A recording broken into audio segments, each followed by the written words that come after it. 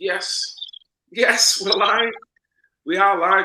Normally, I don't do it like this. Normally, I kind of bring people in, but we was just here having a chat, and I'm thinking, you know what, big night tonight, innit? And I'm kind of wasting guys' time, so we've had a little bit of a catch up in the background. But as promised, we need to get a full kind of breakdown and update on what's going on in Hull at the moment, particularly with United Hull against Grooming. And we'll have to talk about the title, mate, because I'm sure I keep mentioning it every time I open my mouth with that title. But also want to definitely catch up with Donna Proctor as well. Donna Proctor, very closely linked to Ethan's journey of recovery. And also Donna is very heavily involved with trucks, just as in Ethan, the little young boy that we're trying to raise money for and awareness for charity.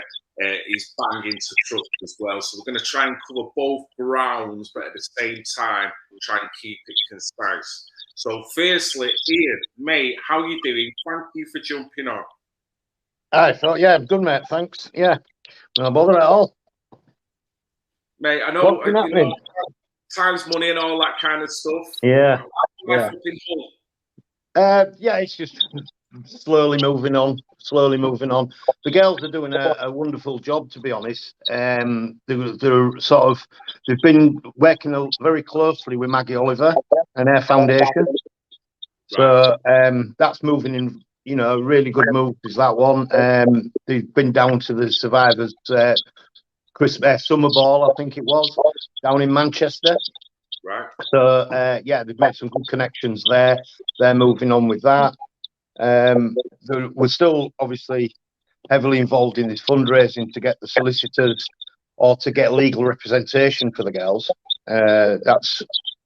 It's moving good. I mean, we've got our own GoFundMe page, the one you've so kindly set up as well for your bike ride. So yeah, we're going in the right direction. Well, brilliant. You've kind of mentioned a lot there. Can I just break down little bits? Yeah, by all means, yeah. The survivors, you say they've moved across and started working with Maggie Oliver. I agree with you. Any exposure, but from what, you know, there's a lot of people have plus and minuses on anything and any organisation you go with nowadays. Everyone's got an opinion, but personally, exposure-wise, and Maggie Oliver does come across as a very lovely lady. Now, I can only hope and assume that they are getting the utmost care that they need. So the best of luck to them. Yeah, absolutely. Have you seen any change in these said ladies now they're going through this process? Absolutely. Since I first met them, obviously we only started the group up in sort of first week of December last year, and right from the off, from meeting them, the confidence is just unbelievable. You know, like with one of the girls who spoke on the march, you know, yourself, Maddie, she even said on that day, up until that day, she felt she was on her own, but she's now realised she's got an army of, you know, people behind her. And that touched the nerves with me. I don't know, I'm sure it did with many people on the march itself. But since, the confidence of them all, one of the other girls, you know, they come to the meetings with us. Amber's just, she's just done an exposure with Sky, and she hasn't spoken about anything at all. She's been obviously with the police, such forth, but she hasn't really come public with a lot of it. She's kept an anonymity with all the other Sky productions, but this one she came out and spoke. They filmed her explaining what happened while she was put in care, the fact that she was abused while she was in care, all this. She's come out and said it, and said, no, I want people to know who I am. You know, and that just goes to show that the confidence with these girls is growing by the day. Yes. Yeah. And I would imagine, I can't put words in any of these ladies' mouth, but it's not just a question of themselves now. They probably see the inspirational role that they can have by expressing and going through their own journey with this as well. It's like a bike. Absolutely. Because I wonder how many survivors that might encourage to then either get involved with an organisation or just to have the guts to talk about it. Well, since Amber's story came out, obviously it came out on the Sky a week last Monday. The girls contacted me, or we have a WhatsApp group that we talk on regular, and they contacted me, look, this is what's going in the local press tomorrow. This is what's going in the nationals. This is what's going here. This is what's on Sky. So I was waiting for it to come on the Sky News, and I don't know how to explain. Great. This is what we need. These girls need to stand up and say, look, this is what happened that you lot are hiding from the public. The authorities, the child support agencies, all these people, the police, the authorities, everybody's just been hiding that, pushing it into a corner. But these girls have said, no, hang on, enough's enough. This is what happened to me. Stand up and take account of be accountable for what you've done to me. I mean, she's great. She's gone on holiday. She goes end of this week, actually. She goes this week on holiday, and I said, go for it, girl. You deserve that. It's a massive step for her. She's but yeah. And we've got another meeting coming up on a week on Tuesday, and the girls always turn up. And this week, when they come, a couple of them are going to come and have a chat, and they want to actually get up and say, right, this is what's happening. They want to start telling their story. Before, they've always been there. They've always been in the background just to see what was going on. But now, we've had a discussion, and this, I said to them, would you like to stand up and tell people what's happening? What progress you're making, where this is going, what more do you want from us? And yeah, we will. So little Maddie's come in, and Lilia. So yeah, it's great. Absolutely brilliant. These girls are picking up the confidence day by day, and it's great. It's great to see. I can imagine very satisfying for you, mate, knowing how you felt initially in order to, speak about it and set up that event that you did. To see actual true change, I mean, this has got to be something that even I could look at, because I got disillusioned with street marching, and how much does it actually change things? And yeah, we can all kind of add to that one way or the other. But particularly, I know you've done a lot in the background as well as that march. But that march, if you think about it, that one little flash event from what could be known as a kind of unknown group that just set up kind of in a short space of time in Hull. Look what it's done. Absolutely. If you can affect other people in other areas and kind of get the message out to them, that's great. But if only you've helped the people that were front and center of that march, I mean, that is the absolutely. So, mate, I can imagine the satisfaction you will get just watching them kind of grow in this journey, and the level of acceptance and moving through, and it'll kind of enrich their lives, no doubt. It is, yeah. In terms of the actual event now, what we were talking about before, could you kind of express a little bit about the reason why the funds now are needed? We've spoke about the survivors. They seem to be doing very well, but justice has not been done here. So we've got to kind of bring it down a little peg or two. I'm afraid to say, because that's the whole reason. Absolutely. Well, you want just one run through Operation Marksman, mate, just to put it in your words, and two, basically the next level now, which is the solicitors' fees and what their role would be, and kind of what, from there. Yeah, I mean, obviously, a little bit about Marksman. For those who don't know, it was an ongoing 2-year investigation on child sexual exploitation in Hull. The police are saying there's 2 survivors. I've got evidence of more. They've spoken to 3 girls. The police's version of events are very contradictory. I've now got evidence of more that has actually spoken to the police and been dismissed and never part of Marksman. During the time, obviously, the police did this 2-year investigation, arrested 34 people, confiscated thousands of electronic devices. No evidence was found, even though I have a letter from the chief of police in Hull who said there was some evidence of some criminal activity. Now, I've got that from the chief, and yet there was still no prosecutions. So if he's saying there was some evidence of criminal activity, why was there no? I'm sure if I was driving my car with no MOT, that's a criminal offence. I would have been prosecuted. It's irrelevant of the level of criminal activity. It's still a crime, and he's stating that. Yeah. And when these girls, when this was happening from the ages of 13 past the ages of 17, until the eldest one of them broke free and started to the police, and which started marksman. No legal representation was given to the girls, none whatsoever. So it was more of a case of they've done their investigation, close the case, no evidence, we don't, go away, don't come back. That was, to put it bluntly, that's what the police have said. When I've spoken to the girls, obviously, as you well know, we started the group up as a non-profit. There was no intention of making any money, but through to just donations, there's some money, just do something with it. Selling merchandise, the profits are going up. And as we've discussed in previous podcasts, we've said about we wanted to give it to a charity, and they didn't want our money. It wasn't good enough for them, because we worked too closely with the authorities, the council, the police, and they didn't think it was right. So when I spoke to the admin team and the girls themselves and said, well, what do you want from it? What? And we came with the idea of, why don't we actually get a solicitor, a lawyer, to look through this case of one of the girls? So one of the girls says, well, you can look through mine.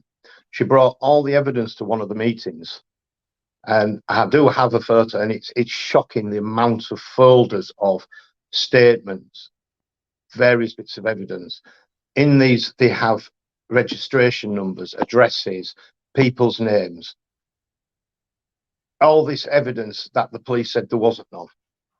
So that's the idea. So we decided, right, let's go really hard for this, raising some money to get somebody to, even, if it costs £2,000 or £3,000, to get a solicitor to trawl through all this evidence from one of the girls, find something in there that can then lead to a prosecution, lead to the case being reopened with a bit of legal backing. Somebody, I'm just a guy on the street. I mean, this is not a question of hiring someone to find something that's not there. Not, Exactly. what we do know is that if you've had that semi-admission from that superior officer, then there's reason to believe there could be more. But particularly with the testimony of the survivors, even if you only take a percentage as true actual facts, in terms of how they've relayed the story. And I'm not suggesting that any of them have fabricated it. I'm on about the average person. Even if you take that into account, there's something there that's worthy.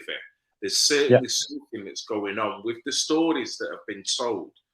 These ladies have not decided just to weave this web of, abuse. Who would want to do that? These ladies barely want to even speak about it, and they're only now finding the courage to do so. So the element of actually finding something that can probably embarrass the CPS, embarrass the judicial system to recover this.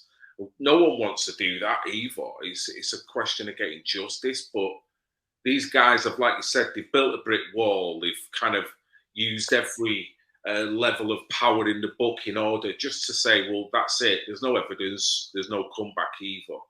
That's got to be the most brutal thing. So in terms of money, how much do you think sufficiently you would need in order to make this happen? Well, I don't want to go in. If I was honest, I don't want to be going into a solicitor's office or a lawyer's office and saying, can you, what would it cost for me to have a look through this? I want to be able to go in and say, just look over that and send me the bill. I don't know, £2,000-3,000 just to get somebody to read through it. Because, like I say, there's thousands upon thousands of sheets of paper. There's even DNA testing from a fetus from a girl that was raped when she was 17. Right.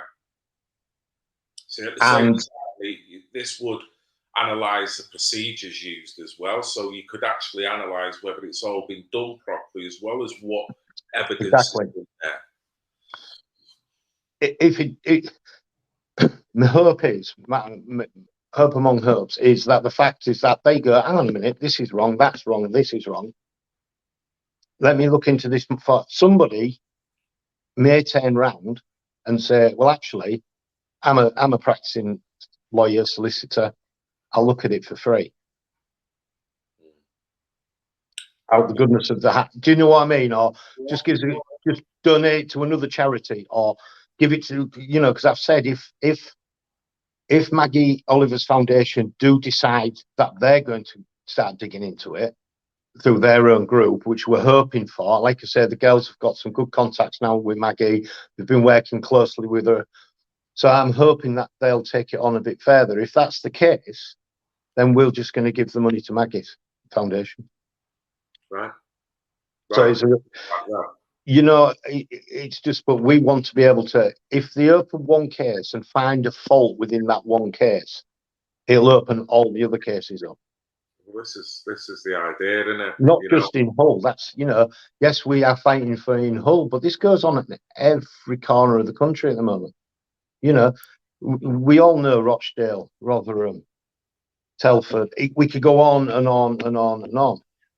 But until somebody starts getting to the point of what is it do we need to get to stop this? What is it that's causing it? What do we need to do?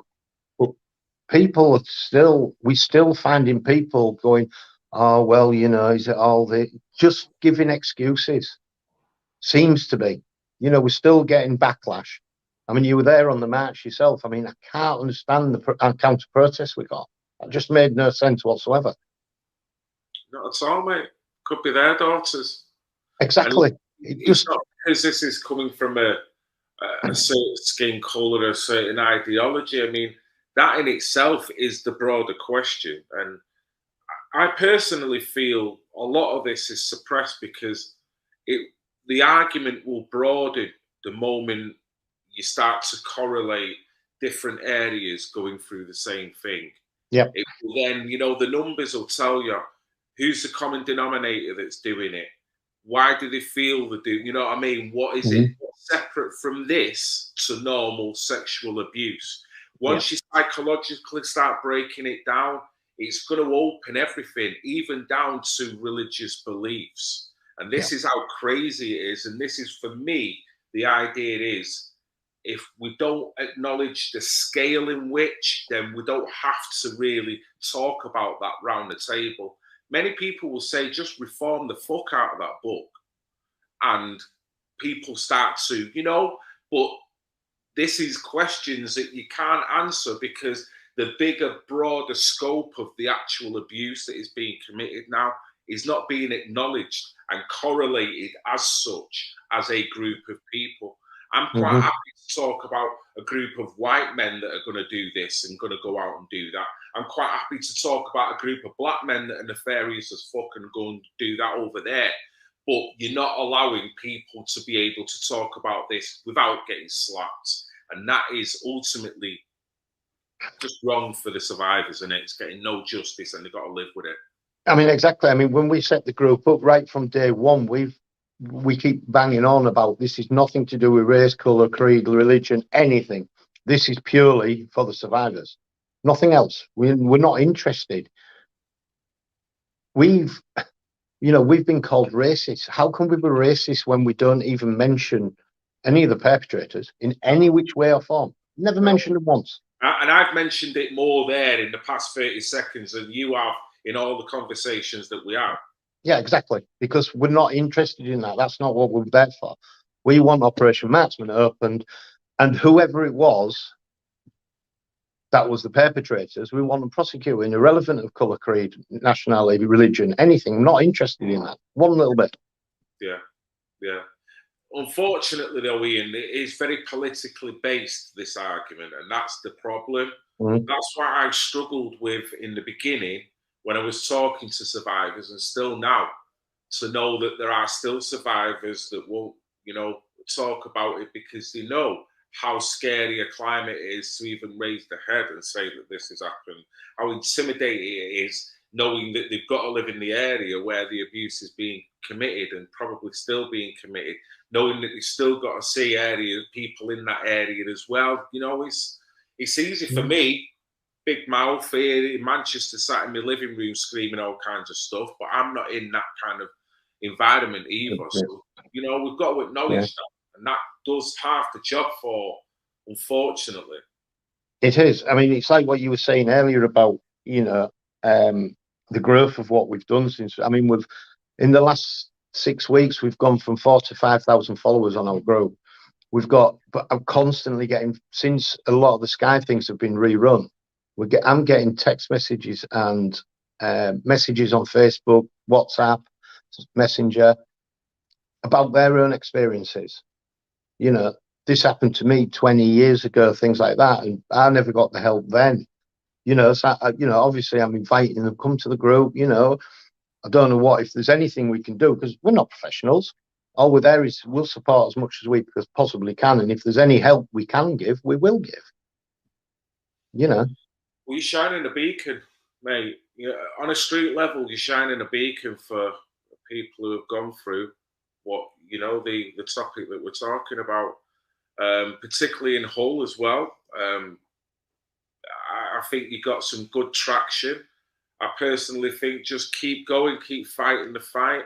It's absolutely brilliant to hear that the survivors are kind of getting on the mend and starting to flourish and grow within it. Yeah.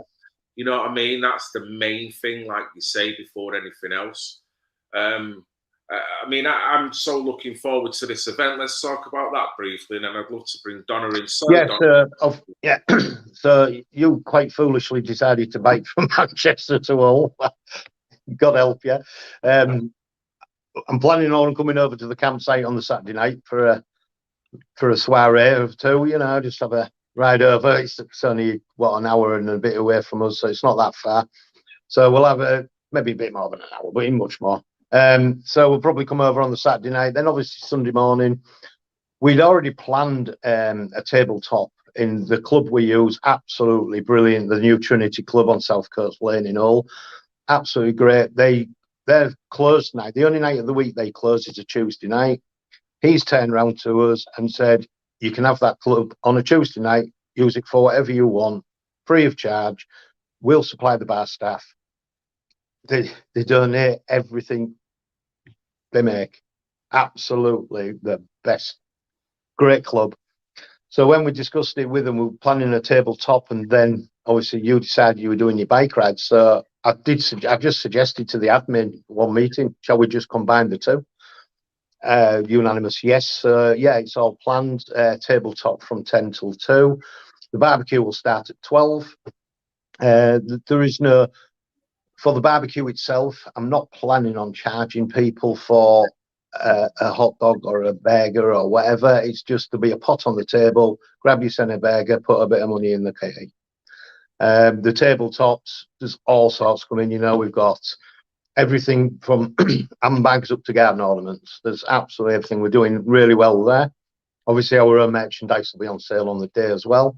And then we'll welcome you on board for round 4 o'clock, you think? Well, yeah.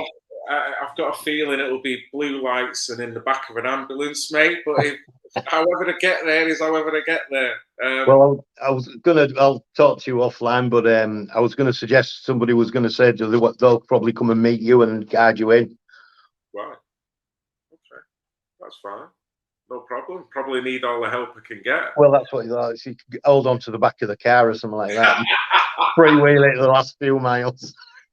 I'll just get a cardboard cutout, stick it on the bike, tie the bike to the back of I'll be in the back of the car, mate. I'm not messing about.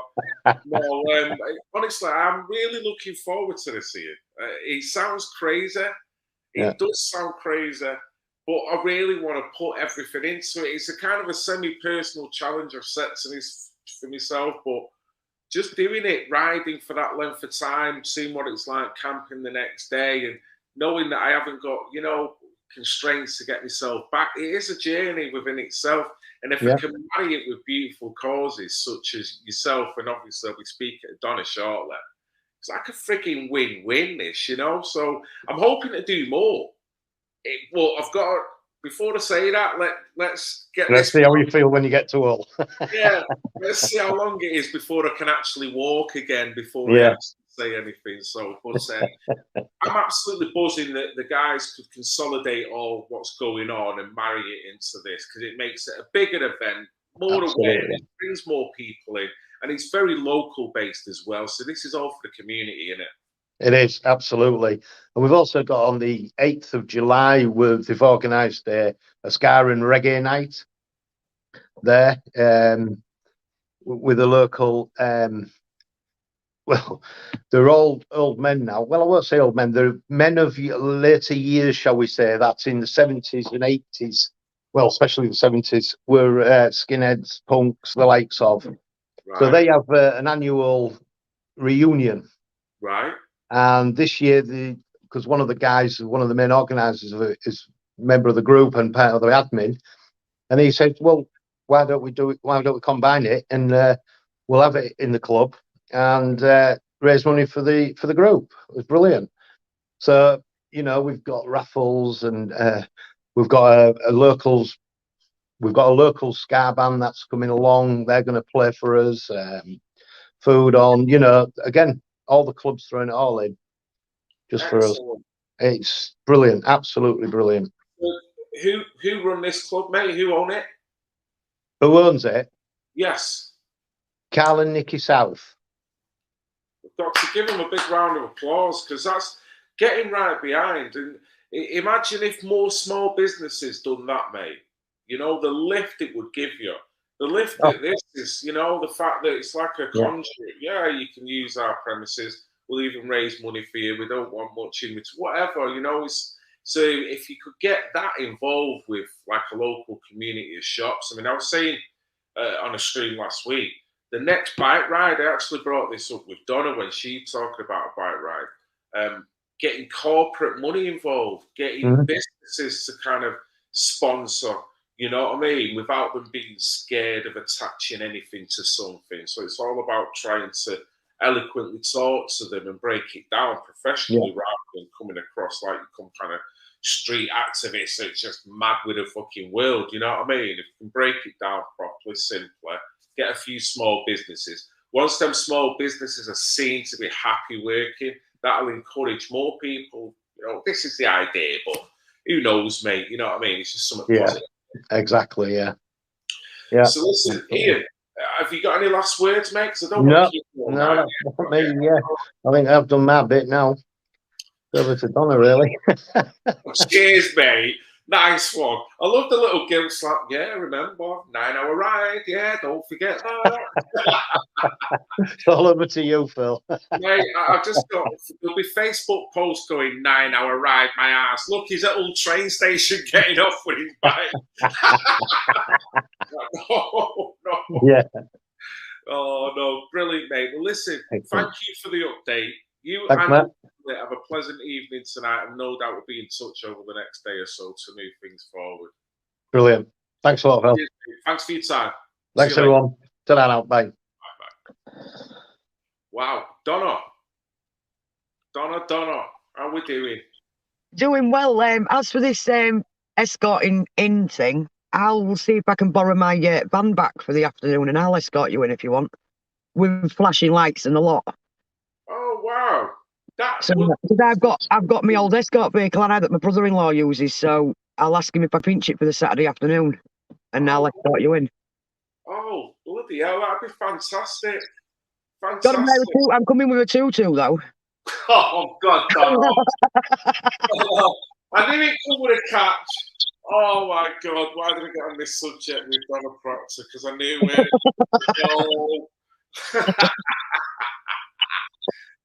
You know what? We'll compromise somewhere down the line. I'm the tutu bikes. I could done that bike ride anyway. That have to be an over-shoulder job. In a strange place. I've got a feeling there's going to be not your flashing lights. There's going to be blue flashing lights thrown in the back of a van. What's he doing? Get him in there for his own safety. So anyway, Donna, how are you doing? Thank you for being patient. Thank you very much. I can understand why you muted me, because I was growling a few times when he was going through the story, and I'm absolutely pissed with how the police are dealing with things. I am. It's sick. There's obviously evidence there, and like when he said about the embryo, I could have cried. No child should have to be going through what these kids are going through, and it's right what you say. It doesn't matter who the perpetrators are, right? Quit hiding it. It's not right that children have to go through what they're going through. It's facilitating it in many ways by not. Inciting it, aren't they? There'll be a lot of shame, there'll be a lot of embarrassment, and there'll be a side of this certain religion that will have to hang their heads and be accountable just because it's happened whilst they're, you know what I mean? But the bottom line is, no one's blaming a whole religion, but you've got to be able to critique the nasty, nefarious elements within it. Otherwise, it's going to carry on. Well, if it's a white group or it's a particular other type of group, it always ends up in the newspaper. This is my argument I have with people. It always ends up in the newspapers, and some of them, before they're even found guilty, their names and their addresses are in the newspapers. But this particular group that does it the way they do, everything's hidden. Yeah. There's already been, I think there was a court case already done a few years ago in Hull, and it was all hidden behind closed doors. No one knew about it in the news or anything. See, when you've got that environment, what message does that give? That's not a deterrent, is it? You know what I mean? No, you look if any things ever come about, and if they are, they're totally, you know, embargo on the news story or embargo on, you know, the race and embargo. And we're all sick of that now. It's not so much that I need it to be proved that it's a certain person, but if that's a correlation, then it's a numbers game. You have to go, whoa, there does seem out of so many convictions, if the ethnicity group is a certain way, do we need to ask the question why that is for that particular crime? Just as it would be, I don't mind discussing black on black crime, you know, abuse that may go on in the black population, and you can't be afraid of it because of the skin tone, because it's facilitating it. Look at the Catholic Church. Exactly. You know, it took a while to come out because of certain stigmas and whatnot, but no one minds rinsing out the Pope and what they're doing, and you know, and all the victims, and quite rightly so. But you're not classed as an anti-Christian or anti-Catholicist for doing that. You know what I mean? This is all about abuse. So yeah.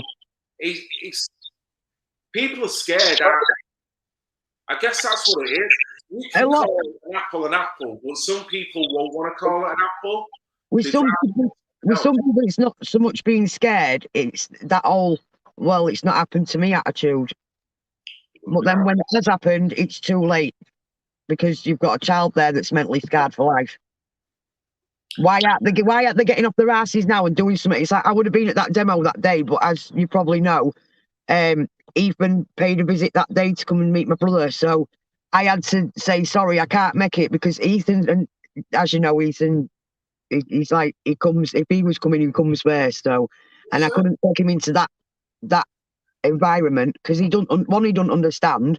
No, and two, he's too young to be in that environment. So I had to say, it was Tracy I said it to, who Ian was on about with garden ornaments. It's Tracy that deals with them. And I say, sorry, Tracy, I can't make it because Ethan's coming. But I would have been there, because I tell you what, I would have loved to have had a word with the counter protesters. I'm a bugger when it comes to them ones. It was the usual, Donna. People are walking down the street, quite happy to be on the street marching. These muppets just holding irrational banners up, masking themselves up wherever they could, sticking a hood up wherever they could, but then shouting all kinds of crap and just labelling people. And it had the usual effect.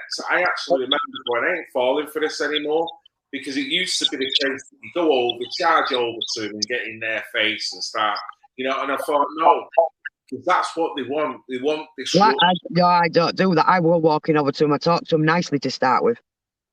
Fair play to you. They don't like it. Well, no, they probably don't. They expect a reaction, but it was winding up people the fact that they were there full stop. And I think, like Ian said, you can't understand that abuse is abuse. You know, if there's a correlation, then I don't mind talking about the correlation. But let's talk about the fact that if you don't talk about it, or if you're going to keep counter protesting, what do you say to the next girl that gets groomed? Well, the first thing I'd ask them, I know a lot of them won't because obviously they're part of another type of group. But I'd be asking them, have you got kids or have you got younger brothers and sisters? And that's where I'd start my conversation. Well, it is the human approach, isn't it? You know, when you reflect it back on yourself like that, you've got to have a conscience and think, well, Jesus, one of my kids was going through this. You know, I know Tony Bugle is working closely with Ellie Williams. And Ellie Williams' mother, Alison, I can't imagine what she must be going through, what she has gone through, knowing where Ellie is and what is the, you know, what's going on with Ellie, considering what had happened. That, you know, people say allegations. Really, you don't attack yourself with a hammer. So, I mean, they're not.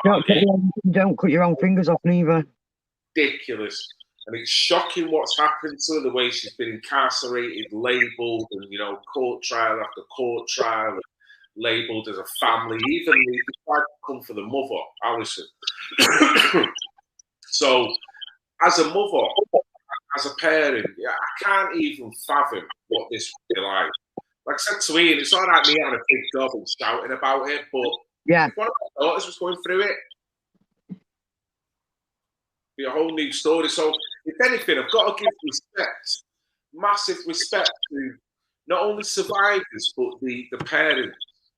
Because they're, you know, the silent victims, but look how dignified they go about the business, even if they're not getting listened to, even if no one really looks like they give a shit, because all of a sudden what's gone on with their daughter is paradigmal, so we can't touch it. You know what I mean? Crazy. Put a wig on him and go, with a cigar in his mouth. If you want to talk about it, but yeah, because it's come from what? Someone who worships Islam, or a form of Islam that even a moderate Muslim would fucking curl his toes up at. I've got to say it, you know, we can't keep dodging it anymore. You know what I mean? But I don't want to believe that point too much either, but that's a bigger, broader bleeding point. Yeah, it's like there are a lot of Muslims are in this country that have integrated, because I know a few myself. And one of them I get on really well with, and he was even prepared to like teach me the Quran, so I understood it from his point of view and not from this extreme point of view, where these seem to be reading certain like different books with the Quran that they think that you only have to look at, is it Ali Dawah? What a prize prat he is. Do you know what I mean? And it's people like him that put the black mark on all of them. It's a form of extremism within it all. I mean, at that time, you know, you was getting pro-black extremists as well.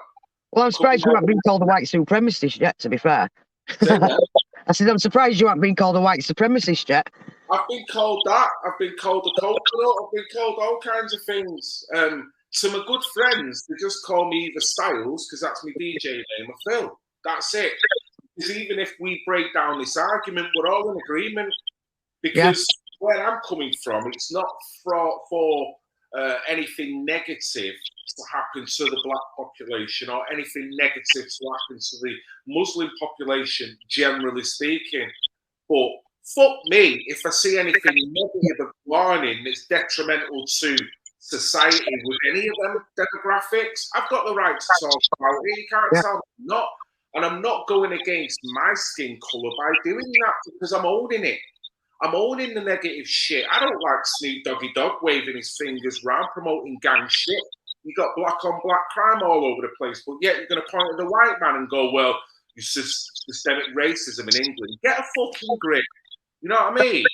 Well, they go on about minorities and stuff like that. When you actually look at the world population, we are the minority.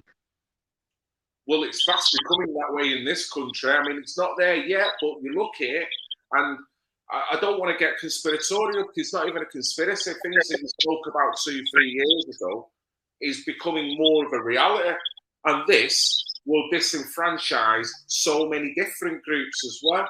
With that, I always believe that with any normal, natural integration in society, it should be a cohesive unit at the same time.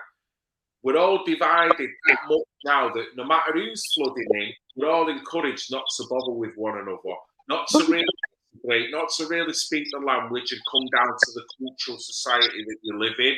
No, it's different.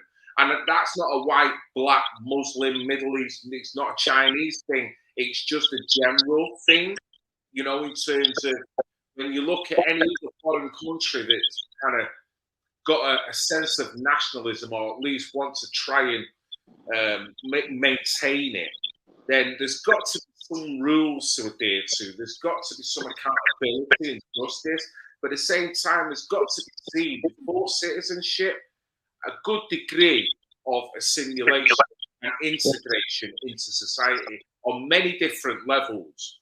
You know, and I'm not seeing it. I'm seeing more money being spent on translators, which is only encouraging people to come over, wherever they're from, and not speak this language, which then will disenfranchise the legitimate people that have grown up in this country, vast majority white, but even black here at this point, that will look and go, well, what the fuck? You know? And that is a basic war argument that if we were to go anywhere, we would have that obligation to slowly learn the language and become that society or that culture part. I think we can go to every areas, because like in places like Bradford, there's no go areas for white people. Well, anyone but the Muslim people. You go to certain streets, one of the drivers that I run with, he knows himself that there's certain areas of Bradford you can't actually walk through if you're one of us, right? Because you'll get beaten and you'll get thrown off, right? Quite a few years ago now, down Springbank near us, we was in one of the most of the pubs are shut now down there, but we was in a little pub on the corner, and an old veteran walks in, and he looked real flustered with himself, and was talking to him and asking what was going on, and he'd just been into a cafe. All he wanted was a cuppa, right? And he got refused service because he was white. Now, if we did that and put that no blacks allowed or no Muslims allowed, we'd have the shop shut down, we'd be arrested. This is what hurts me, Donna. It really hurts me, because I remember that treatment in the early 70s. I do remember that. I was growing up in it. I remember the resentment when people looked at you. I remember the stereotypical ideas that people had about you, and just generally the things that they said in your company. You had to take it because you was very much a minority. You know, I was living in a predominantly white area. Having said that, once I've grown up, I've come to see the world in a totally different light. Not one with bitterness in my heart, not one of resentment, actually opening my heart. And you know what? That element of confrontation, because it comes with an agitated kind of mind, that you would normally get if you've got resentment for, you know, society around you. I don't have that anymore. So what I then find is what I get back is exactly what I give out. And this is what I always said. If I walk around like a big bad man and think, you know what, I'm a mixed race guy, grew up in a predominantly white area that was treated like shit in the 70s, so you know what, every white guy's to blame. Guess what's going to come back to me? Exactly the same freaking attitude with bells on it. It's like, man, once you see it in a different light, you meet different people, different vibes, you start to see the world, evaluate the world in a different way, you know what I mean? And I encourage anyone of any kind of race like you. I've got plenty of different friends with different demographics. You know, the best mate, I've got 3 of them actually. 2 are white, 1's a black guy. You know, I've got plenty of Muslim friends who live down the way there. You know what I mean? It's not a question of that. I can have these conversations with them and still think, you know what, they'll agree with me. Because you know, my eldest daughter's boyfriend is Ethiopian, right? And he's the salt of the earth. He's an absolutely fantastic young man. Do you know what I mean? It doesn't matter what colour your skin is. If you're an arsehole, you're an arsehole. It's as simple as. It doesn't matter what colour your skin is. Content of character. And that will always, people warm to someone who has got decency, consideration, and goes about the business with consideration for other people. It's like, how can you not? If you don't, then you are the wrong one, because I don't see anything that he's doing there that's wrong, no matter who, white, black, or whatever. So going back to what you're saying about how it is in certain areas being white, that saddens me, because that is a flip on how it was then. So I would say to any black guy that has got an ear on what it was like in the 70s, maybe any Muslim that's got an ear on what it was like in the 70s, listen to that, because you wouldn't have liked to have been treated like that, ostracized like that. So it's not a question of the shoe is on the other foot. Supposed to be higher, more intellectual beings now than we've ever fucking been in society. And it's like, when the two wrongs make a right, seriously. But if the media are saying it's all right for them to do it, you know what I mean? If the far left agenda is all up for them creating a race war, it's a question of all the sides have got to realise that and know that they're all being played. Because before you know it, there's going to give somewhere, isn't there? You know what I mean? And no that. I had a conversation. I go onto Discord and I talk to. There's a lot of truck drivers, but I talk to a lot of people on Discord. And we actually had a similar conversation earlier where we was on about there's a certain other group, like, and it's not everyone, because technically I'm under this label because I'm bi. I've always told people I'm bi.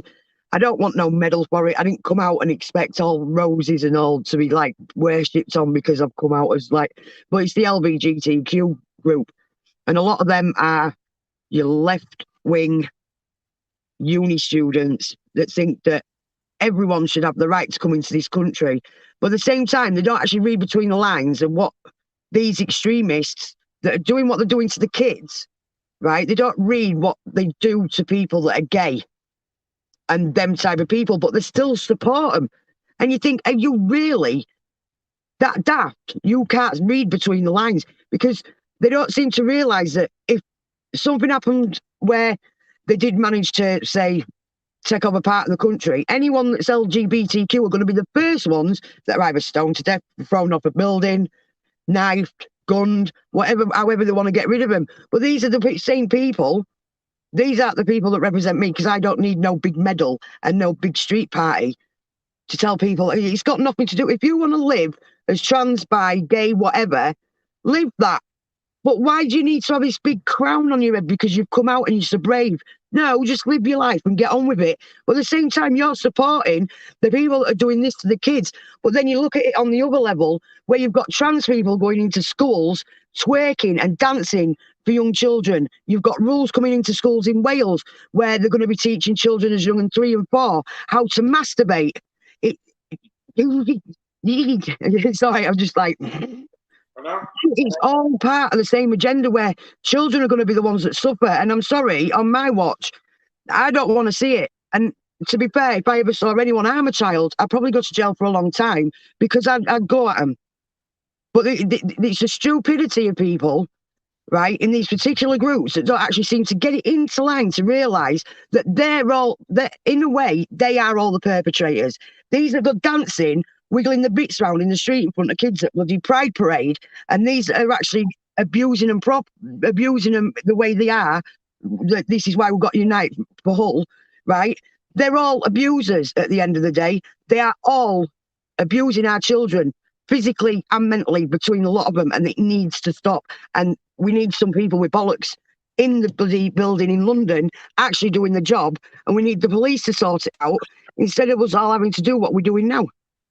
Well, I think you're right, Donna. I think the lack of bollocks in this argument is definitely detrimental in more ways than one. But no, I think you're right. I always flip it. I flip it 180 with arguments like this. You've got a nucleus family, right? The dad, he has a son at 3 years of age, decides to teach his son how to masturbate, right? His son then goes into nursery the next day. Starts telling all the kids, look what my dad taught me to do, look what my dad, so it's irrefutable that you found this out from your father. How would you react? Social services would be knocking on the door and removing that child straight away. You know? So when you look at it like that, how can you be called transphobe or whatever phobe they want to make up? Because you're only using your moral compass, because that's a moral compass, isn't it? I think even the average normal individual knows that when it comes to sexuality, you keep it away from children. And I would go further. Children. You know, music and film. You know, I've still got Mary Whitehouse ringing in my ear from when I was a kid. Not many people will know who she was, but man, she was hardcore. But you've got to have a little bit of leeway, but without your Mary Whitehouses, look what's happening. And honestly, a lot of people might not know who she is, but if you do, you'll know exactly what I mean. She used to critique TV shows in the 70s and probably doing it even earlier, but she would always be there, but she was seen as a moaner. So any TV show that just come out, she'd be there saying, you know, this is going against family values, this, that, and everyone's like, come on, Mary. You know, everyone kind of not got sick of it, but what her ethics, what her moral compass, man, we need to bring it back because TV's gone rife, music's gone rife, the normal language that's expected in normal tunes now, you know what I mean? Like, my own daughter's like, I can't believe it. So to me, all this leads to like masturbation, you know, all the whatever sexuality. All that element of confusion that is thrust upon little kids at an early age, what's that going to do to him? Yes, Babs. So yeah, it's crazy. It's just crazy, Donald. Listen. Well, it is, yeah. It's absolutely mental. Like, when you look at it, even down to the like schools, if the schools are doing that, they're abusing the children because they're not letting them be children. You've got all this with the LGBTQ wanting the drag queens and stuff to go in and read them stories and dance. Why are parents taking them to do things like that? I've seen some of the videos where there's drag queens twerking in children's faces. Why are parents allowing that? Why are they allowing it? And then you've got because it's like two different scale. Well, you've got like a scale. You've got the schools. Well, I don't know whether the schools or the LGBTQ shit actually goes at that end, but you've got a scale where you've got the most serious, which is going on in a lot of places up and down the UK at the minute, which we was talking about before, right? Then you're talking about all this going on with the LGBTQ community, and I'm not saying it's all of them, but again, they're making a black mark on it. And then you've got the education side of things, and between all three of them, they are seriously. This is why mental health is going up in children, because you've got children at 3 years old saying, "Oh, I want to be a girl," because the parents are putting it into their head that, "Oh no, I wanted a girl, so you're going to be a girl." Do you know what are you doing? Puberty blockers. No. I think Kenneth has got it right there. Education on different levels. But, you know, two things. Firstly, let me turn this light on. Sorry, Donna. Sorry. Let me just go run and get light on it.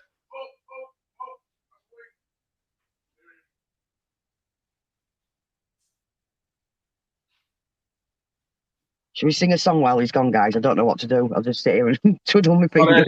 You're professional, like, and it just legging it off like that. Oh, who's going to sing a song or something? No, I just think education, going back to what Kenneth says, is no matter what, we hand our kids over to institutions believing that they're going to educate them in the right way. And in many ways they do. In many ways, they're slipping in so much toxicity, it's unbelievable. So what's more reliant now is, rather than us kind of relinquishing our own powers, like Kenneth says, it's going back to basics. So it goes back to your ethics, your mindset, and just instilling the right things into your child in the hope that when they are confronted, they can see things balanced, they're not intolerant of anything, but at least they're getting the fuller picture rather than the crazy kind of far left, if we're going to go paradigmal kind of way of looking at it. That, you know, because the other way of doing that, I guess, is if they do adopt the more far left, you're going to get families that are not going to get on. So if you've got a family that's got morals and ethics and you know, a moral compass going on, and then you've got these little kids running around like little radicals saying fuck capitalism and all this kind of stuff, it's going to create a little bit of a rub off somewhere down the line. So you know, I guess you just kind of back engineering the kids a little bit. I always found that when me first Mia was in school, she was coming home and telling stories of the things that she'd learned, and I'm having to not red pill her, but say, well, you do actually know that this was to do with that event and that, you know, and it's like, just evaluate them a little bit because crazy, absolutely crazy. I mean, let's get on to Ethan's journey to discovery, because it's a massive, massive thing that anyone to go through, never mind such a young boy. Now, if you could, Donna, if you could break down exactly what had happened to Ethan and pretty much the situation that we're at now, if you could. Well, it'll be a year ago today. He was actually diagnosed with Burkitt's leukemia, and it was a rare form. It made him so ill he couldn't walk. But even though the family was going through what they was going through when they was having to go through all the treatment and everything with him, they decided that they was going to build, because the government again decided that they was going to drag the reels in. It took them about 6 months to get any help when they've got a mortgage to pay for, bills to pay for, everything else. They had an house to run. So even though Ethan was going, he was very fragile, he was very poorly, and he was, the little fight had come through in the end, you know what I mean? He's gone into remission, but they built a charity to help other families out, which is something that they would never earn a wage out of. They just wanted something that where they could help other families, where if the child was going through what Ethan was going through, the parents didn't have to worry about where the money for they didn't have to go out and work, and they could spend the time with the child while there was healing, instead of having, you know, so they could give them money to pay for the mortgage, pay for, you know, there's a bit of an issue with it at the minute, but that's what they've done. It's there, it's ready to go. They're still waiting for a number because the government aren't going to make any money off that particular charity. This is why they're dragging the feet in, and I'm going to say that openly because I can. But yeah, he's in remission, and I tell you what, he's stronger than most grown adults, to be fair. And even I've only ever seen him throw one paddy, and that was when he was really, really, really ill. Do you know what I mean? He's always had a smile on his face. Even through his hardest times, he still smiled and he still had a thumbs up. And do you know what I mean? And the family have been, they must be the strongest family I've ever come across. And it's an honour to be part of that family. We've been to his birthday party, and like I said, with the charity, there's a problem at the minute with the numbers. We've had a chat about this, haven't we, with the numbers and stuff. It must be disappointing for the family there, Donna, because they just want to get things going, don't they? And kind of, you know, get this up and running, start helping people. What the problem is because those that organise all the charities and stuff have got a problem with the fact that they want to give big sums of money to families. That's what the problem is. But that's what the money raised will be for, to help them families that are going through what they went through. Not for anything else, not for private jets or savings in a bank like some of the big charities. This is purposely, they don't want any money out of it. Every bit of money raised will be going into that charity to help other families that have been through what they've been through. So you can't understand why they would have to interfere with how the money's being distributed. I mean, Well, if it's the funds are being used inappropriately, that will get found out with the first audit, and then all of a sudden you haven't got your charity status anymore unless you kind of comply with a certain set of rules. exactly. But why is there an issue with how much is given to a particular family, or if that family might need that? Well, exactly like you said, everything's going to be transparent. And I tell you what, right? If you want an honest family, the Adams are an honest family, right? They're doing it through the good of their heart because they've been there, they've seen their own. It's something no adult should ever have to go through. And I know myself, looking at what my mum's been through with Damien, no mum or dad should have to see a child that ill that they don't think they're going to make tomorrow. Do you know what I mean? But then you've got this charity status where when you set a charity up, there's like certain ways of doing it. And because the government would have to pay this particular charity because they're not taking any money out of it for themselves as a wage, right? The government don't like it. So they don't like the fact that they're going to be giving chunks to help other families. But then if the government was there in the first place for the families that are suffering, then there wouldn't need to be these type of charities. And that is the problem, because the government would have to pay them instead of them having to pay the government. They've dug their heels in. And they're looking at beginning of next year now before the number comes through. So in the meantime, no one gets any help then? No, well, what they're doing, because obviously they've already got the bike ride's been put on hold, which we'll still be doing as soon as the charity number's there, which will be from John O'Groats to Land's End. I'm driving, I'm not going on no bike. I'm just going to be there to record all the fun as they're falling off and doing whatever. Hold on. You can't throw that disclaimer out, Donna. You want me, like, Jesus. You're a bike rider. Have you seen me on a bike? I need stabilisers, mate. Well, we can get that arranged. That's not a problem. I'll get you the freaking tricycle if you want. I don't give a shit. I'll be in the van with the flashy lights to make sure if you need a bandage, you've got a bandage by and getting on a bike. Especially if we're starting in the John O'Groats, because the first place I'm going to end up is off one of the end of the cliffs, and it'll be purely by accident. I cannot, honestly. Next time you talk to Dave, ask Dave what I'm like on a bike. I need stabilisers and probably 2 sets of them, to be fair. I don't know. I feel like I've got the rough end of the stick. You know what I mean? I've got the mankini and you've got the flashing lights. What's going on there? Now, that would be interesting to see how much attention that gets. But, yeah.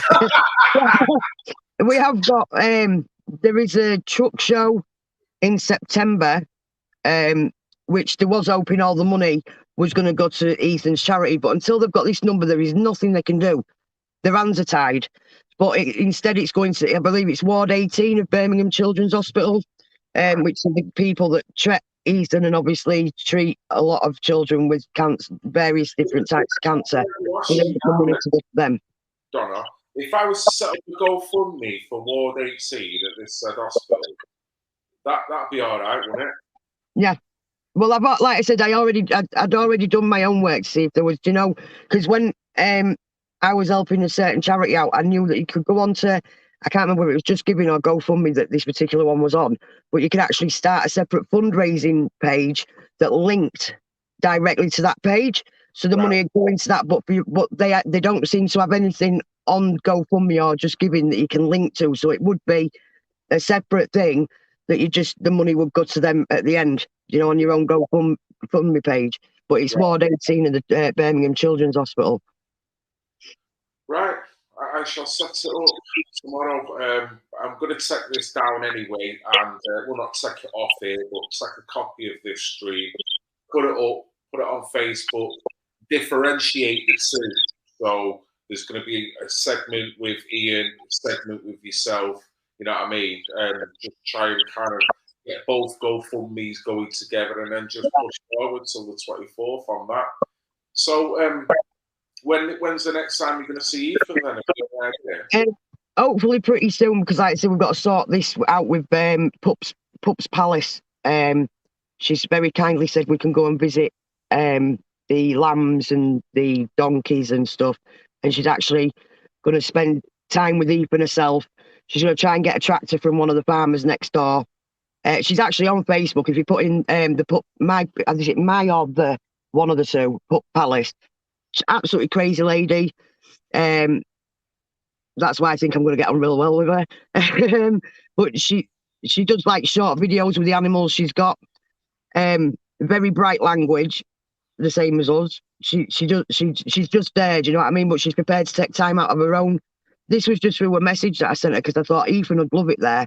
So I sent her a message and we got chatting, and she's going to actually spend the time with Ethan instead of working in the background.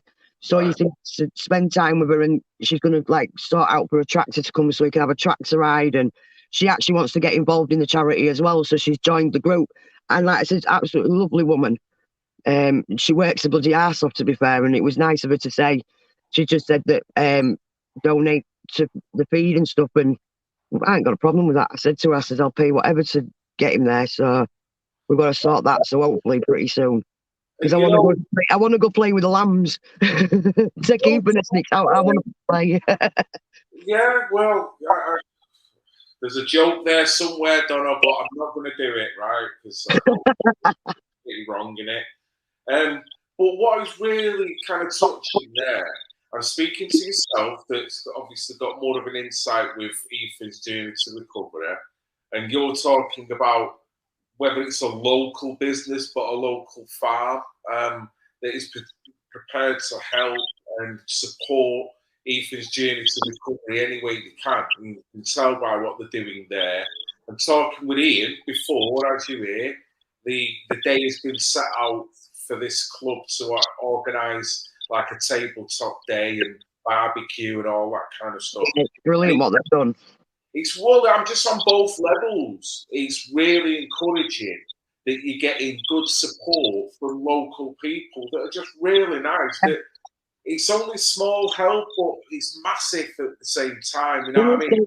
The smallest of things can mean the most to people. Do you know what I mean? It doesn't matter. Like I said, we spoke about it before, even a smile can change someone's day to the difference between whether they're wanting to jump off a bridge or actually carry on. Yeah. And that's just a smile. So whatever anyone puts into anything, it's we're helping. And it's like it says in that badge, children matter news. And yeah, two totally different things, but it's still kids. And that is our main aim, is to keep the children, well, try and keep them safe and happy. Everything we spoke about tonight that we've brought up in conversations affects children one way or the other. Some more directly than others, but predominantly anyway, with the society the way it's going. If that's not a reason to say children's matter.news or, you know, this topic, that topic, it's all relevant, you know what I mean? Yeah. Yeah. No, listen, where are you going tonight? What's the plan now? Have you got to go to base? Are you going back home? Or? Well, I actually sent you a video because we're parked at Carnaby because you can't load after 4:30 at Carnaby, and we didn't quite get back in time. I sent you a little video. Right. I put on my YouTube because we had fun. Can't even go to Morrison's these days. You know what I mean? It's like, but yeah, big Brutus bloody security guard giving it big licks there, and he ended up on the video, and I told him he was going all over YouTube for the privilege. So, but yeah, I have sent a link to that one.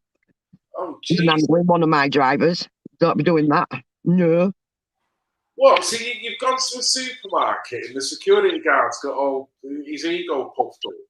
Oh, definitely got. What it was is Carl got a razor and he put it in my bag because he bought a razor and he couldn't buy a carrier bag with it. Do you know what I mean? To put the rest of his shopping in, so he put it in the top of my. And as we went through the beepy bits at the end, it went off. This big Brutus decided that he was going to come up, and I'd already got the razor out of the bag and give it to Carl. And Carl went to hand him the bloody receipt, and he's ragged it, literally, physically, like dragged it, moved Carl. Do you know what I mean? Because of the way he grabbed everything. So straight away, my camera's gone on because I thought, nah, you're not allowed to do this to customers. So I'm like, where's your number, mate? I want your number. And he actually pushed, you could see his hand go towards my phone, pushed me away. So it just ended up where I was walking around the supermarket after him, telling him. But the other staff at Morrison's were absolutely brilliant. They come out, sorted it out, said that they're going to look back at that because I'd shown them the video of where he pushed me. Says after he'd been the way he was, and they're going to look at the video, but they're subcontractors. They're not actually part of Morrison's. So the guy will be looking for another job tomorrow anyway. So you don't need people like that where there's old people and children. Of course. Because what if that was an old guy that he'd bought it and he was walking out all frail, and he went to, and the guys grabbed him and knocked him on his ass and broke a hip or something. Do you know what I mean? And I'm thinking, you horrible bastard. There's a way of dealing with things. I mean, let's partition what had actually gone on. It's over the razor, you know. It was So £3 razor, but it was still. here that would govern someone like, you know, jumping out the way he did. It's a razor that can be kind of sorted out pretty. And then even then, But when he's gone to hand the receipt of it and he's reacted the way he has, there was no need. No, totally. And this is where training comes into it, and attitude as well. Although you can have training as a security guard, if you're actually a bit of a dick, then that training. Dick. You know what I mean? Because really, all that training has come to nothing when that person has got in a confrontation. So what the training should be is we've got to see what you're like when you're in a stressful situation, because we've got to know whether you're going to either help someone or spark them. Because, you know, just because you're big and beefy, that aesthetically looks good. But we don't need you to be manhandling customers when it can be dealt with so easily. The right thing to have done in that situation would have took the receipt off Carl. The fact that when he actually took it all and he's looking on the receipt, it actually took him about 2 or 3 minutes. He actually had to hand the receipt to someone else to find the razor, and it's right at the top of the receipt. So I don't know what his problem was. But the right thing in that situation to do would have to take the, because he was quite happy to hand the receipt of her and look at the receipt. Instead, he went into full-blown Brutus mode, and it's that don't wear with me. I don't do bullies, because I could picture Carl as an old frail guy, and him doing what he did to that old frail guy falling and breaking a hip or a bone. Do you know what I mean? And I just think that would have been totally. Yeah. And you can't then say you know, just doing my job, because you know that ain't gonna wash. You know, no one expects that of you in that job. Like I say, even with half a dozen kids around you can't be doing anything like that. Well, that's like me doing my job and just running someone over because they've walked in front of me. Do you know what I mean? It don't work like that. I know. So how long have you got to drive now before you get to your destination? We're packed up for the night. Oh, is that you done now? Literally, right. So explain where you parked up then. Is it like a truck stop? No, it's not, because we're actually, hang on 2 seconds, let me just unplug you. Because some of the places, there's plenty of parking outside. We did try getting here before the gates shut, but the gates were shut. But we're actually outside our next loading place because we're off to Devon Bay tomorrow. So this is one of the caravan places that we actually pick up from. Right. So we'll be able to get in about 7:30 in the morning to load. And then we're on our way down to Devon Bay, not Devon Bay, Newquay Bay. That's where we're going tomorrow. Oh, man. So, fun journey. You get about, don't you? You don't get to see some gorgeous places. Well, we've already been to Scotland this week, so we've come down from Scotland. So, right then, what would you be doing on a normal night when you're staying overnight, doing what you're particularly doing now? What type of night? Is it just a chill, read a book, get your head down, or if we'd known it was going to be, because it was a bit cold and rainy in Scotland, and it was quite cold all the way down here. It was only actually when we parked up that it started getting warm. So, but if we'd known it was going to be warm, we wouldn't have stuffed our faces at the truck stop, and we probably would have had the barbecue out with a couple of beers.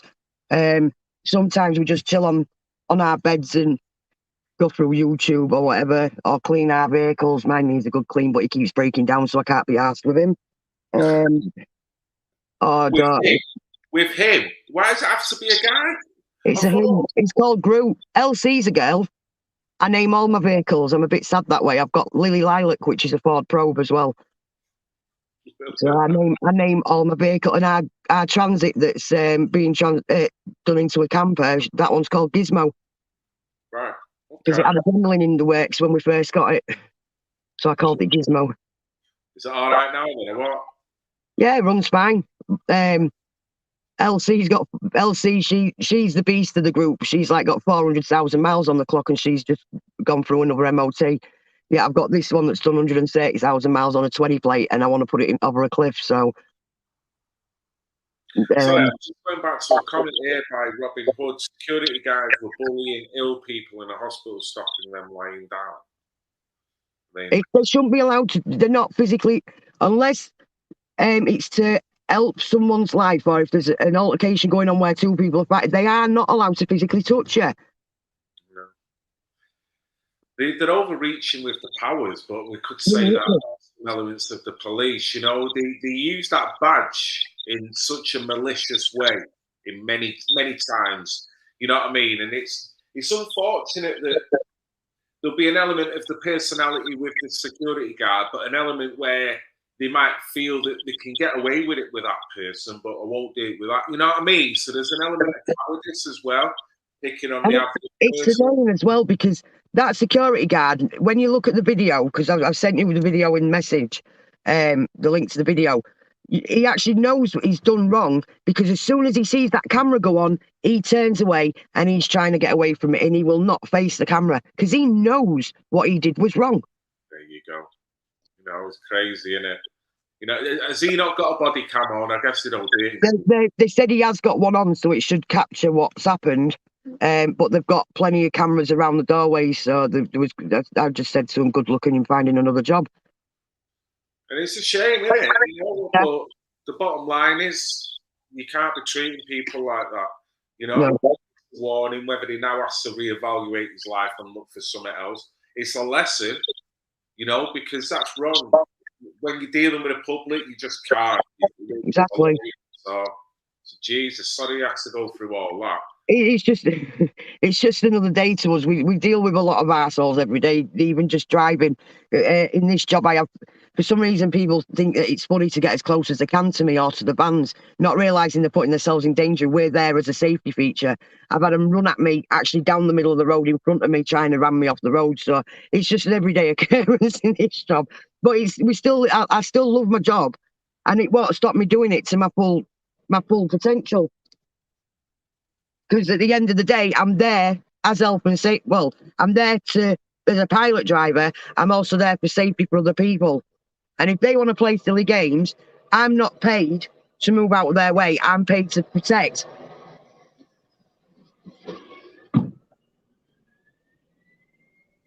That's another one turning up for a van in the morning. But I'm paid to protect the public, the load, and the drivers. Do you know what I mean? And that's what I'll carry on doing. I know. So, you see it all the time on roads, you know, different people doing stupid things. It's like I don't know, I wouldn't say zombie apocalypse, but there's a... I would. Well, I'm starting to see it more and more, Donna. You know, more irrational behaviour from people when look at the life that we're all living. You know, does that guy need to be spoke to in that way? Does that make your life any better now? Does that guy need to be cut up like that? Is that going to improve your life? We're all, you know, it's crazy how people don't want to help and be nice to people, knowing that we're all going through the same shit. But that's assuming that people think like you and I don't. Not everyone does. Some are selfish fuckers and they just think for themselves. And the thing is, though, there is too many selfish fuckers out there. That's the problem. It's like they don't realise that when they're just trying to get that one car in front or that one truck in front, and they come up the moat and they go straight across in front. Now there's a lot of trucks now that have got a thing called assisted braking, and that could quite easily jackknife that truck because you've just flown in front of them. Or if you've gone like that close that the assisted braking hasn't picked you up, you're going to get to at it. And you're not only putting your own life at danger doing that, you're putting other people. And what happens if there's a car with a family or a school bus full of school kids? And then the first thing that happens when it goes up in the newspaper is, oh, fucking truck drivers. No, it's not. 99% of the time, it's a car driver that's being a dickhead. It's not the truck drivers. We have got the odd one or two. Well, we've got a few truck drivers. The same as in anything. You've got good and bad in anything. And you have got arseholes of truck drivers that shouldn't be in trucks. But when you see these accidents, 9 out of 10 times it's a car that's caused it, not the truck. Because they've wanted to either be that one car in front or they've wanted to go in front of a truck that's had assisted braking or it's not. There was one recently that got crushed, proper crushed in between two HGVs. And that's how life is so short at times. We only get one life, and I think of all the crap that people put themselves through in inconsiderate behaviour, which can lead to fatalities like that. I think to myself, all I want to do is just get home, sit with the wife and chill in the house. And when I'm there, I'm in my base, you feel kind of safe. At the moment, being out when you've got dickheads like that are running all over the place, as well as illegal stuff flying in and out and wheelers all over the place, it's like forgetting how cheap life could actually be. One set of traffic lights, you're done. You could have took a out with you. One of the most dangerous moves I see is when they try and undertake a truck. And if I'm actually escorting at the time on a motorway, I have to be behind. Dual carriageway motorways, I'm behind. If I see someone attempt to undertake the trucks, because I've seen it before where they've gone up the inside and gone between the trucks to come out to overtake, to get in, and they're either going to wipe themselves out with the car they're trying to beat at this side, or if the truck needs to move back over, they're going to get themselves wiped over that way. So if I see one even trying it now, I'll move across to stop them undertaking. I get called an arsehole and a wanker for it, but that's my job, is to keep people safe, and I'm not having you going up the side of the trucks. It's that simple. Yeah, definitely. Responsible driving. Yeah. And when you see when they've got kids in the car doing it, right, I start steaming at the ears. I know, and it's like that car's just going to protect someone. They just seem to, the health and safety goes out the window. I see kids with belts on, doing all kinds of things in the back, dogs running around on the back shelf and things. Look, this ain't your living room. You know what I mean? If anything goes wrong there, just crazy. It's not Mario Kart and you're not sat in a simulation seat. You're sat in a proper thing with a lot of tonnage of vehicles around you. And sometimes your kids in the back and you're driving like that. There should be tougher laws when it comes to driving in this country. I could go on about it, but we'd be here another hour and a half. So we'll have that conversation on a different one. But there are certain things you could put in place that have make the roads a safer place. But again, it's all down to the government getting money for parts or money for tax and money for this, that, and other, and they know that things like speeding is easy money instead of actually going out and doing some frigging work. Do you know what I mean? So, plenty of issues when it comes to cars, roadways, blocking of it, obstructing of it, and man, like I've always said, if I ever got the chance to be transport minister, the first thing I would do is turn all motorways back into normal motorways, get rid of these bloody smart motorways, because they're not smart. Too many people are dying on them. And the second thing would be roundabouts to be clear. They say that you're not allowed to obstruct things, but there's a lot of accidents on roundabouts because they're full of trees. Because you can't see what's coming off the roundabout in front of you because it's blocked with the trees. So roundabouts need to be clear. And that would be the first two things I'd do, is I'd get rid of these smart motorways and I'd get clear every single roundabout so people can see what's coming instead of guessworking it. I'd stick everyone on a bike, personally, Donald. Because you're just trying to get them onto sites on bikes. Come on, mate.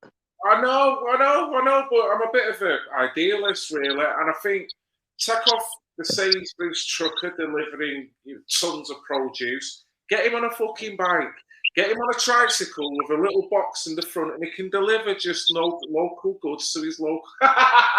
Well, it'd bring in plenty of work, wouldn't it? Because we'd all have to work to go get our food. Well, that's it. It gets everyone up and about, doesn't it? It'd stop another problem as well, obesity. So you might have a point there. Right. I tell you, I've just put a thing on before, like on my little app. I recorded me journey coming back. I lost 1,000 calories. And it actually said, I don't know how it worked this out, but I saved 2,200 on the emissions. So I felt good, and the fact that I wasn't polluting anything, that is a better thing. But it's just nice to know just general fitness, just for doing. You have got, like, with the polluting, it's like, it's nice to know that you've got something that's saying me that we've got a Transit, a bloody 14-plate Renault, and I can't even remember NREG bloody Ford Probe, so I can't really say about that. But it's all right saying, oh, we're doing this for the environment and that for the environment. It's like with a lot of trucks now, they've got the AdBlue, which is a problem on its own, but they're like Euro 6, which hardly give out any emissions. Do you know what I mean? But then you again, it's double standards, because then you've got all these big meets with like the elite, and they're turning up on private jets. helicopters, SUVs, and then trying to preach to us about helping the environment. Well, hang on a minute. Why don't you turn up on a bike or instead of your private jet and your SUV? Do you know what I mean? So it's just another one of them things where it's just so hypocritical because it's already been debunked about the Earth's warming, but nowhere near as fast as what they're trying to say it is. And now they're trying to bring it into schools, aren't they? That kids need to eat bugs for protein. I don't really think so because it'll help the environment. I don't know whether you've seen that one, but yeah, they're bringing it into certain schools for the bugs. You know, when I hear stories like that now, I should be shocked, shouldn't I? But it's like nothing really surprises me now. It doesn't faze you anymore, does it? No, it's like, a book is, adequate diet for any young kid wanting to grow up in society. I can see how that's going to really nutritionally fucking help them, It's like, what? When I was a kid, and when I was bringing my own kids up, I was old-fashioned. It was still a Sunday dinner and a cooked meal and fresh home-cooked stuff, not fucking McDonald's and the local takeaways. This is what the problem is. And as well as bringing in things like Sunday dinners and stuff again, right? Not only is it good for the kids, but it's bringing that family unity together again instead of them all being on the phones. And there's none of that anymore with a family. They're either on the phones and eating McDonald's in the bedrooms, or it's like, this is what I liked about the Jubilee. Yeah, I'm not a royalist, I never have been. And everyone to their own, if they like the Queen or not, right? How I saw the Jubilee was it was community. It was bringing communities back together and they were spending good time together. And I tell you what, it'd be nice to see more of that. And it shouldn't have to just be because there's a Jubilee. Bring this back with the communities. Start knitting the communities back together. You'll find that things will get a lot better. But totally. Cohesion with society. I'm like you, I'm not a monarchist by any means, really. Particularly not them lot. They've not served the people at all. But that's my personal view. Anyone who is fair play. Fair play to you if that's what you want to do. I personally don't see a point in their existence. And particularly with the affluence that they live in, it's a fucking piss take when we're looking at how we're struggling. The amount that celebration must have cost, not only for the actual event, but all the TV and the media, the way it's been pushed.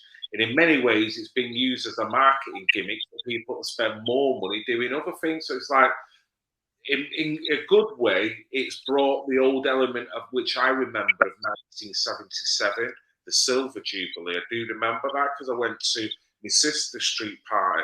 Good old-fashioned terrace street, looking like Coronation Street, banners everywhere, cobble streets, long table.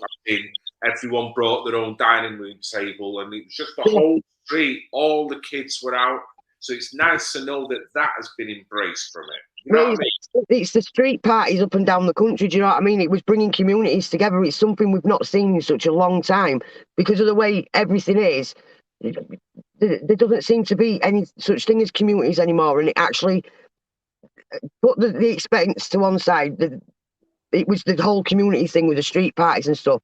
And I was looking at like posts on Facebook, and I'm thinking, I never once saw it as a Jubilee. I was like grateful to see people in communities being nice to each other for a change instead of being the arseholes that they've been with each other all year round. You know what I mean? They'd actually put the shit to one side for one day, and there was getting. And we need to do more of that. We need to bring things like the Sunday dinner back in for families and sit round with your kids and ban mobile phones for a few hours or ban the computer for a few hours and go, come on, we're going to do family time, community time. You know what I mean? It's not hard to fucking spend a little bit of time with other people. What it shows, though, Donna, doesn't it? It shows how contaminated any family unit is now with external forces. Because external forces govern your kids, as in what they watch on TV, what they watch on the mobile phone, the social media. This is a great point that the Jackie Chan. We've got Jackie Chan in the house. Yes. You might get in trouble for that. There's only Dave allowed to call her that. Shit, am I going to get my ass kicked? With the Jubilee, every household could have been given 38 grand money, they spent on it. Now I can't verify that. I'm sure Jackie has kind of verified it somewhere down the line, but the money that was spent is astronomical. And in the biggest crisis that we've had in since at least 2008, that was the crash. But I don't even remember things being that bad on a financial level and the poverty level dropping rapidly the way it is now. And the jobs that went over COVID that are never returning, it's more corporate now. Everything's changed. The Great Reset. So in terms of prosperity, rather than pay for one monarchist to go running round and live in this affluence, and did you hear about the fucking hologram in the car, the gold carriage? Yeah. I'm like, are you suckers or what? Are you suckers? So she doesn't even have to be there now. You can just stick a hologram in it. And I don't know what the reception was because I only seen one view of the car. But please don't tell me people were waving and fucking... People was waving at it, yeah. It's like... Are they not training people at this point that you're a sucker and we can do what we want and you'll still love it? Is that not what that's what I read from it? All I'm going to say, right, because I don't know if you've actually heard about the next thing that I'm going to mention, but all I'm going to say is I believe that with the hologram was actually a practice run. See how people would react, and obviously they've waved because we've got a little known thing called Operation Bluebeam to be watching out for soon. Well, I mean, it's a technology that has been shown to have been used in many cases. I've seen it, the holograms, man. I've been sat in a basketball court, and then all of a sudden a great freaking killer whale just comes in and swoops and like it's diving in. I'm like, what the hell? You imagine that, but a shitload of spaceships with aliens in all over the sky attacking people. It's certainly, I mean, whether that is going to happen or not, I mean, alien and... Do you know what? It wouldn't surprise me. It really wouldn't. No, I know. I certainly, I'm not going to take it off the table. No. By any means. One thing I definitely will say, that with the use of holograms, they can get away with a lot. They can manipulate a hell of a lot of people. And in this case, there was no manipulation because they told you it was a goddamn hologram. And you're still going to stand there waving to it. So what does that tell you about a public? It tells you that, you know what, look at COVID. Never let a good crisis go to waste. And look how they're still running around with masks on, stuff at bus stops on their own. There was a car went past me earlier. It was a little Nissan Leaf. Wasn't it Leaf? Oh, I'm not sure. It's only a little Nissan. And I ended up I was like, what the... And there was 3 people in it, 2 in the front, 1 in the back. They had the masks on, apart from the guy in the back, and then they actually had like a clear plastic sheet fastened all the way round the back of the front seats. And I'm thinking, what? I can't blame them. I really can't blame them. It's what the government have programmed into people, what the media's programmed into people, and they've scared so many people. And they weren't exactly young, and I'm thinking, you poor bastards are living the rest of your life in fear. And you should be living. That is unfair. But there's a susceptibility that I do blame them for. As grown adults, enough to take it all in. You should not be acting that way. You should not be fearing what an outside influence has put into you to the point where you're going to do that. I think that every adult's got to be accountable for themselves for being like that. But I do agree with you. They've been coerced, they've been manipulated, they've been traumatized. And we've got thick enough skin. We question a lot of shit anyway. So a lot of this was like water off a duck's back. You know what I mean? We've seen a lot of horrible stuff with marching going on. The fear of arrest, the fear of people not being able to make it from point A to B because you couldn't go out anywhere. That was a fearful climate. We've been through all that and kind of gone strong. I look at these people now and I can't help but think weak people. I don't want to kind of use that as a negative, but I've got to say it what it is. That I'm glad my kids are not like you. I'm glad that I've got the strength to actually go, kids, don't put that mask on. Think about what you're doing. Think about externally what you're actually sending a signal out wearing that. Well, just it's only today, I believe it's happened, but apparently monkeypox has gone up a scale. So they're actually advising people to wear masks. Now, monkeypox, when you look into it, is through close contact. It's not to do with masks. So why are they saying wear masks? Why are they doing this? Monkeypox, when you actually look into it, most people actually survive it, right? But again, it's one of them things where you're asking questions on how the hell it got into this country in the first place. Because it's something that was abroad. So is it one of the dinghy divers, right, that have brought it across, and that's why it's now in this country? Or have we now got another situation with another lab that's released something? Because they want the WHO to take over the like a one world government, don't they? So they can lock you down like that when they want. And people again are going to sit there and allow it to happen. We can't allow it to happen because you'll spend most of your time locked down. But again, they're wanting you to wear masks for the monkeypox. Well, why? It's all part of control. It's nothing to do with the actual disease. It's to do with control. I read one article on it, to be fair, so I can't say I'm well read on the subject, but from what I read, most of the cases was homosexuals, wasn't it? Is it not? Yeah, something about the gays have got more chance of getting it, but I don't know how that works. Again, I've only just started reading into it a bit more because I can see like the same pattern happening as what it did with COVID. Of course. So I'm jumping onto it and looking into it as much as I can. Like as soon as I saw that, I was like, yeah, I need to go full steam ahead on this and like work out what it is, because they'll start hiding things like they did with the coronavirus, where all of a sudden you couldn't find things from the '89 medical journal because they deleted it all off the internet, where it actually states that coronavirus stood for the common cold. Then hid simple things like that to fool everyone. Yeah, like AIDS. It's, what I've learned though is narrative after narrative. They're not taking the foot off the pedal.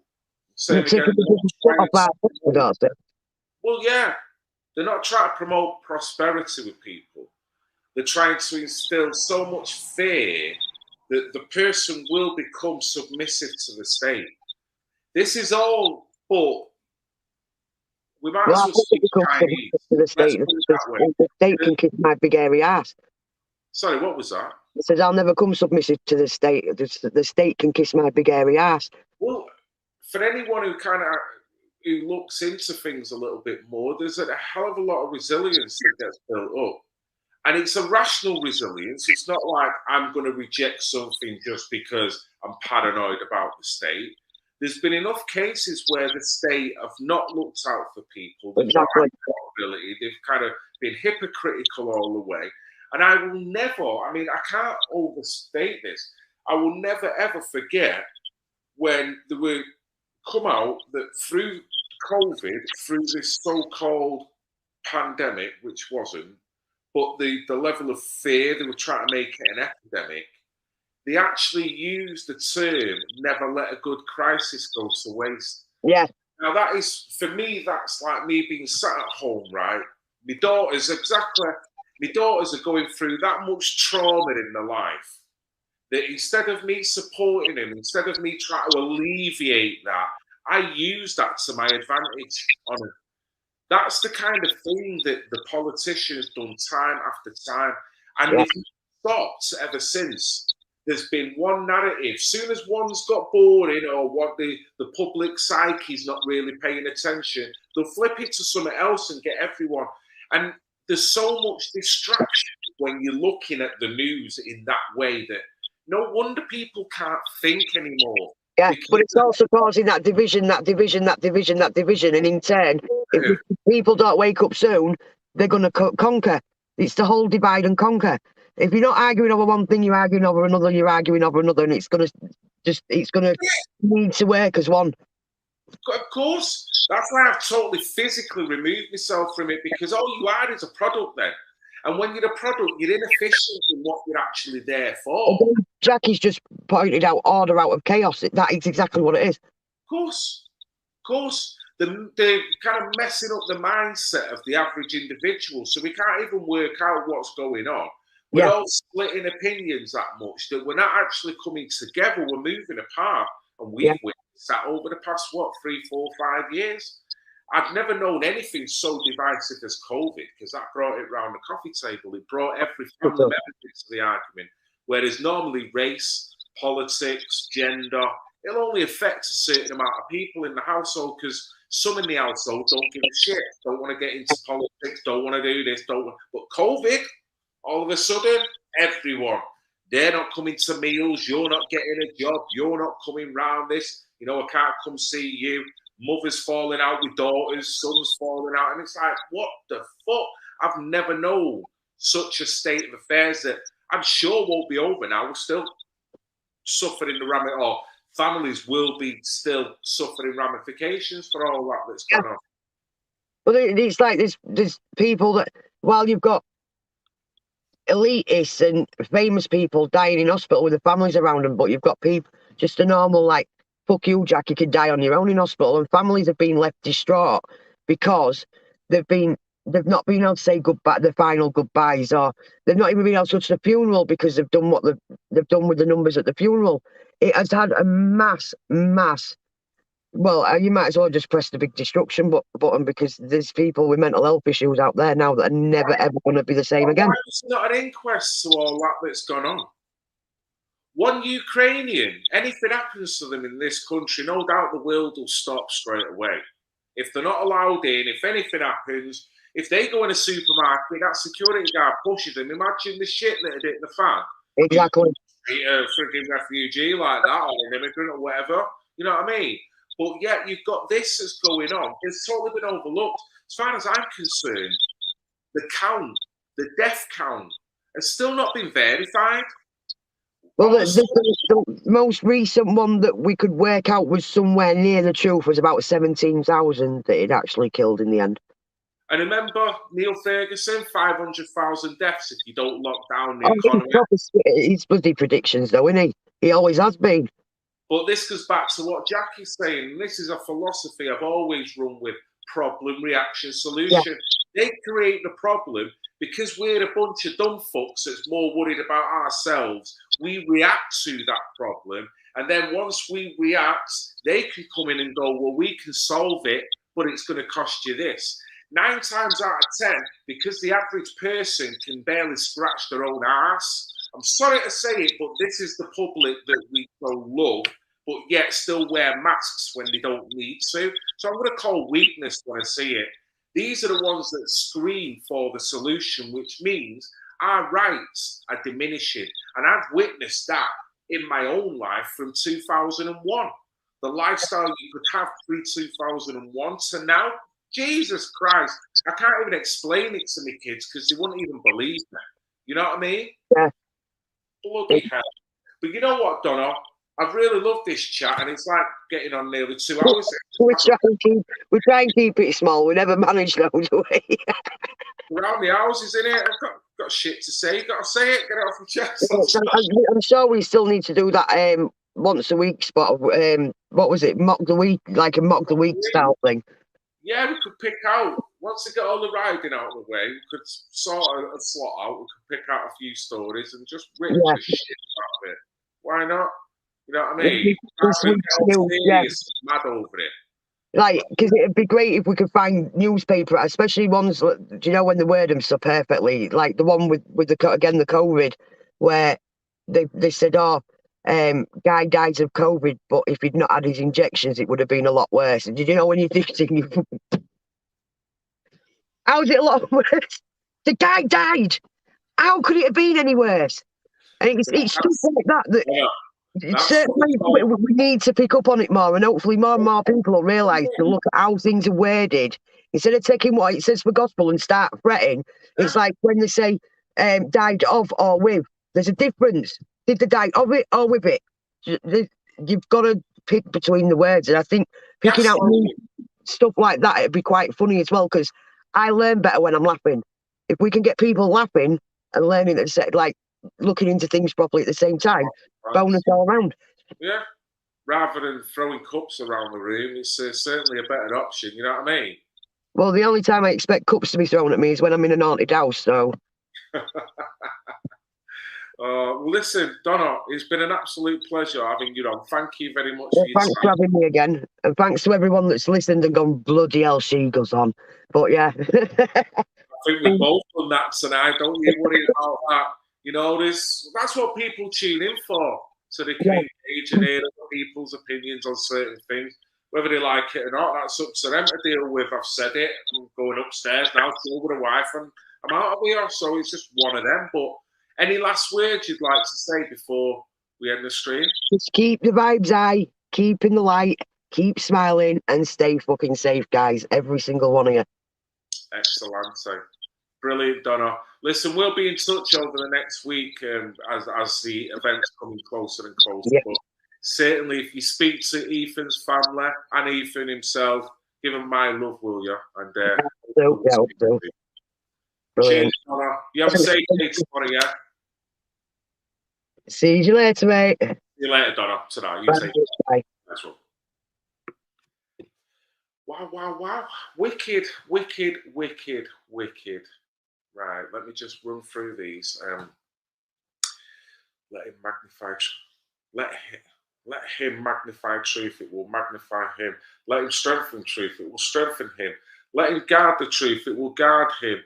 Let him exalt truth, it will exalt him. Wise words there from our Kenneth. I'm telling you, got a nice clientele base on this chat. No Muppets on here. No Muppets. Very profound, philosophical ladies and gentlemen. Look at it. Jesus. Yes, nice one, Robin. You take care. Nice soldier. Yes, even the pissing haters. Thank you very much. It has been a long stream. Thank you for persevering and sticking it out. A big thank you to Ian and also to Donna as well. And a big thanks to the wife, because no doubt we'll get bollocking now, but it's what it is. Greater cause, babes, greater cause. So, guys, you take care. Have a great evening, great rest of the week, and I'll be in touch very soon. One last thing, a massive thank you and a hello to Katie Jane Swallow, Children's Matter.news, and all affiliates.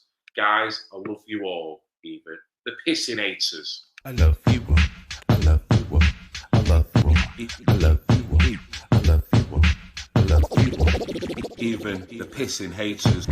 I love you. I love you. I love you. I love you. I love you. I love you.